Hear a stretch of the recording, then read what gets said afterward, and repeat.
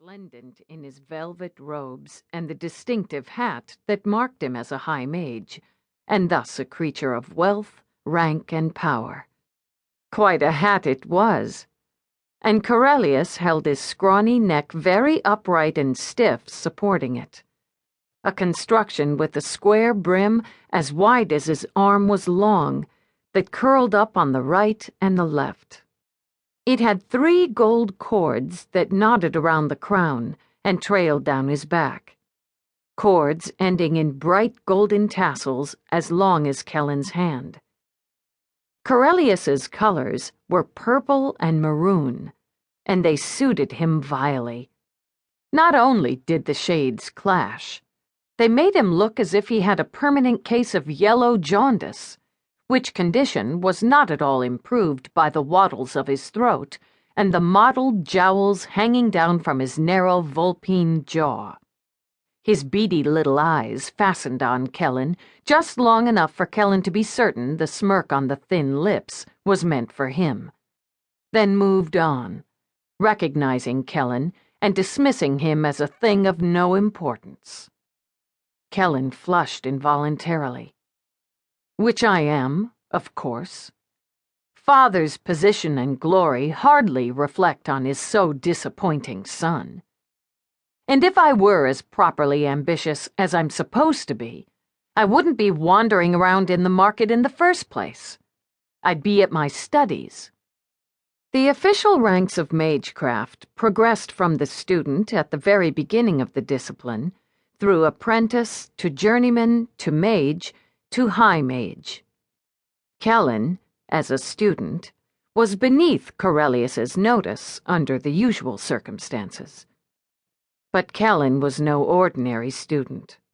Not with the Arch-Mage Lycaelon, head of the High Council, and therefore lord of all the mages in the city, as his father.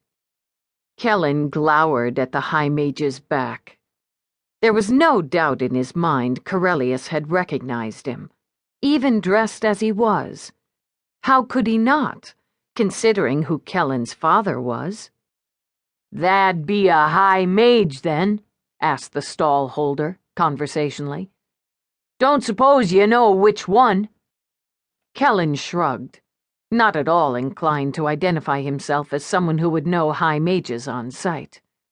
He'd worn his oldest clothes into the city for just this reason. "Maroon and purple, that's all I know," he replied untruthfully. "Don't know why a high mage would be barging through the garden market, though. Wondered that myself." The stall holder shrugged, then lost interest in Corellius and Kellen, as a housewife squeezed out of the press, positioned herself under the man's red-striped awning and began to pick over the carrots. Kellen moved on, taking a path at right angles to Corellius's progress.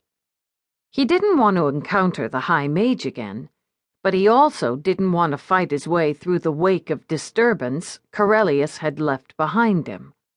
The garden market, with its permanent awnings that were fastened into the stone of the warehouse buildings behind them and unfurled every morning, was full every day. But other markets were open only once every Sunday, once a moon turn, or once a season. The Brewers and Vintners market was open today, though, over in Beryl Street, for instance. The brewers were in with spring beer today, which, along with the new crop of strawberries, probably accounted for the heavy traffic here in the market quarter. Probably accounts for Corellius, too.